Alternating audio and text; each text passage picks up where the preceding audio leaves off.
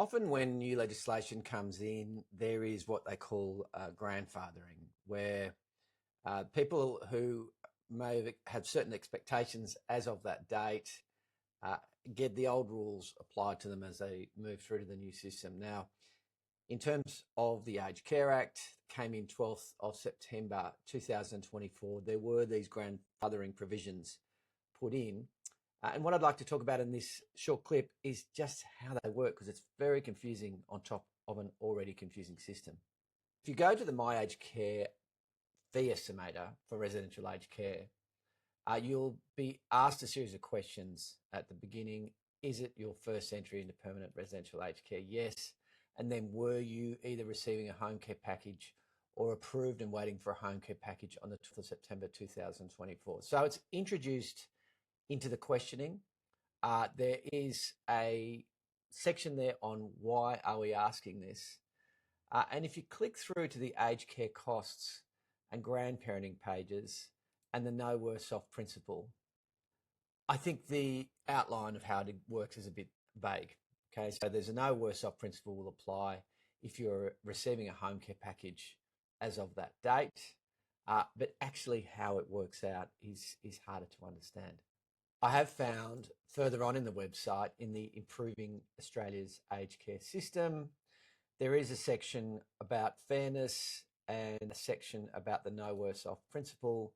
And it's here where it explains very explicitly you'll be eligible to enter into residential aged care home under the current fee arrangements no matter when you move in.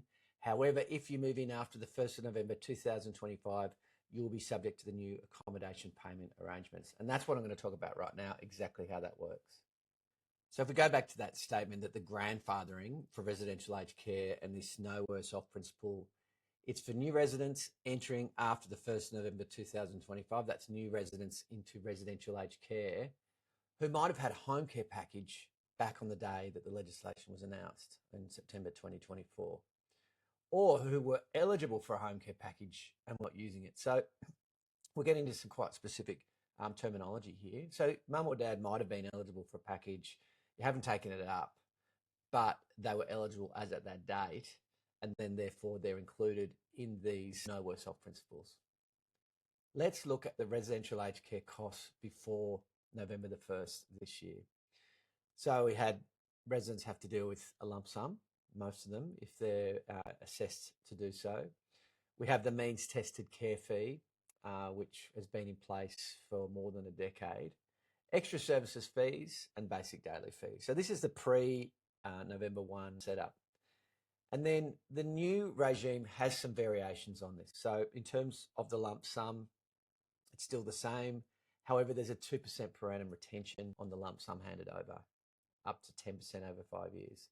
And if you choose to pay by daily accommodation payment, it's indexed. So these are new, more complicated measures.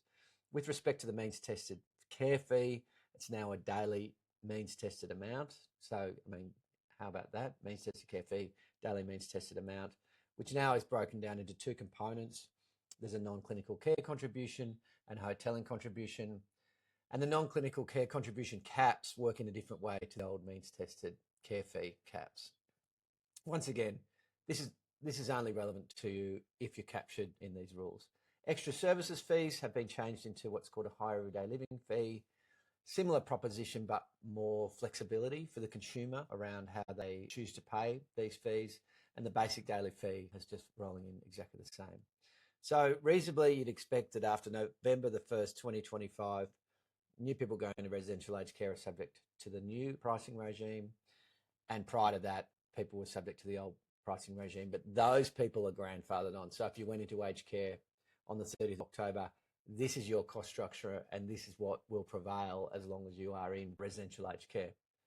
But what's happened is that under the grandfathering provisions or the no worse off principle, people who had a home care package as at the 12th of September 2024, that's when the aged care bill was introduced, or assessed for having a home care package, will have a slightly different treatment. So they're called post-2014 residential contribution class. This is more great terminology. And this comes from the aged care rules. So this is not from the Act. This is from the rules that sit on top of the Act, which is more complexity. So these people that had or are assessed to have a home care package on the 12th of September 2024 have the means tested care fee grandfathered. So with the means tested care fee grandfathered, the resident is not subject to the new means tested fee regime, but they're still paying the 2% retention over 5 years as part of the new regime and the indexed daily accommodation payment, which I think actually does make them worse off. So you're kind of partially protected from the new regime, but not fully.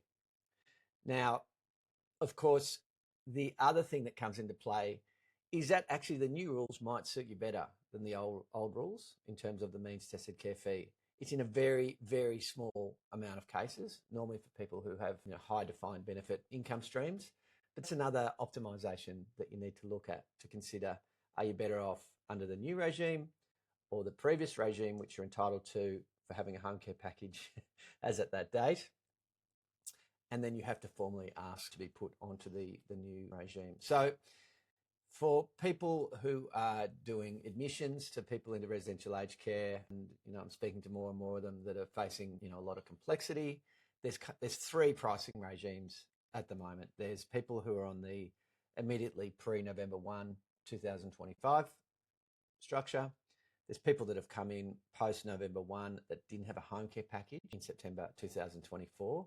And then there's these people that who have had the home care package that have the means tested fee component grandfathered.